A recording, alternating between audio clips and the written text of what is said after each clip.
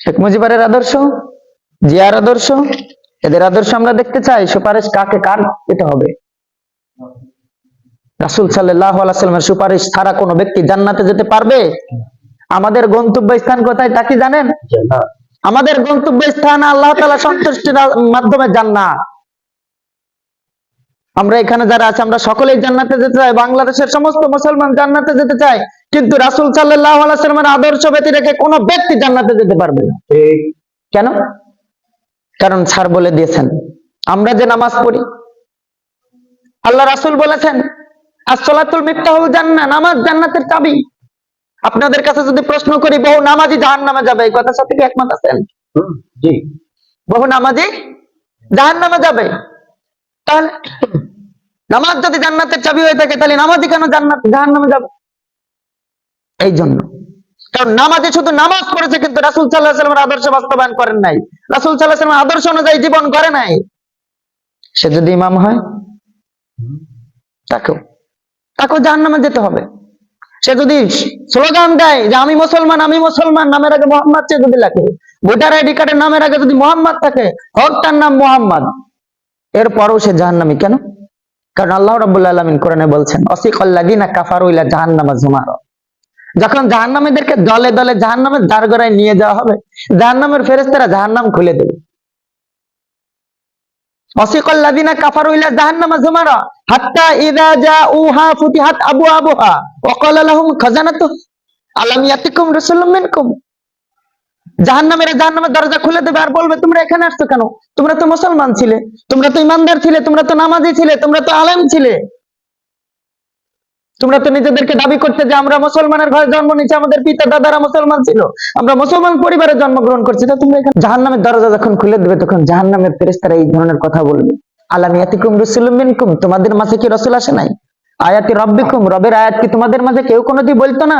ওয়ায়ুনযিরুনাকুম লিকা ইয়াউমিকুম হাযা, এই দিনে যে তোমার রবের সামনে তোমার উপস্থিত হতে হবে, তোমার জীবনের হিসাব নিকাশ তুলে ধরতে হবে, এই কথা কি তোমাদের কাছে কেউ কোনোদিন বলে নাই? তখন মানুষ বলবে হ্যাঁ বলতো, ওয়ালাকিন হাক্কাত কালিমাতুল আযাবি আলাল কাফিরিন, আমাদের যা শক্তি ছিল, আমাদের যে যৌবন ছিল, আমরা এ নিয়ে স্লোগান তুলেছি অমুক নেতার চরিত্র ফুলের মতো পবিত্র, অথচ যে নেতার কথা আমরা বলেছিলাম অমুক নেতার চরিত্র ফুলের মতো পবিত্র, সেই নেতার চরিত্র দিনের বেলায় ছিল এক, রাত্রের বেলায় ছিল অন্যরকম। অথচ আমরা স্লোগান তুলতে পারিনি আমার নেতা তোমার নেতা বিশ্বনবী মুস্তাফা। যদি এই স্লোগান তোলা যেত তাহলে আজকে আমাদের আসামের কাঠগড়ায় দাঁড়ানো হতো না। সম্মানিত উপস্থিতি, আজকে 95% মুসলমানের দেশে 1971 সালের পরে ইসলামের ব্যাপারে জয় জয় গান এ পর্যন্ত এবার যেরকম রয়েছে, এখন যেমন হয়েছে এই রকমের আজ পর্যন্ত হয় নাই। এখন সমস্ত মুসলমান ঐক্যবদ্ধ হওয়ার জন্য চেষ্টা করছে যে আমরা বহুত দেখেছি, এখন চাই ইসলাম। এখনো যদি মুসলমান ঐক্যবদ্ধ না হয়, যদি ইসলামের সুশীতল ছায়াতলে যদি ফিরে না আসে, আল্লাহ রাব্বুল আলামিনের দিন কায়েমের জন্য নিজেদেরকে যদি সুসংগঠিত না করে, যদি এই পতাকা তলে যদি না আসে, তাহলে সামনে আরো কঠিন ভয়াবহ আমাদের জন্য অপেক্ষা করছে। তাই আমরা সকলে যদি বিশ্বাস করি যে ইসলাম ধর্মের উপরে সমস্ত ধর্ম নিরাপদ থাকবে, তাহলে আমাদের হিন্দু ভাইদের কাছে আমাদেরকে যেতে হবে, আমাদের বন্ধু, আমাদের ভাই, আমাদের আপন আত্মীয় স্বজন যারা আছে সকলের কাছে আমাদেরকে যেতে হবে যে এইবার আমাদের আর অন্য কিছু ডানে বামে পিছনে তাকানোর কোনো সুযোগ নাই। এবার একটাই যে আমরা চাই কোরআন ক্ষমতায়। আমরা কি চাই?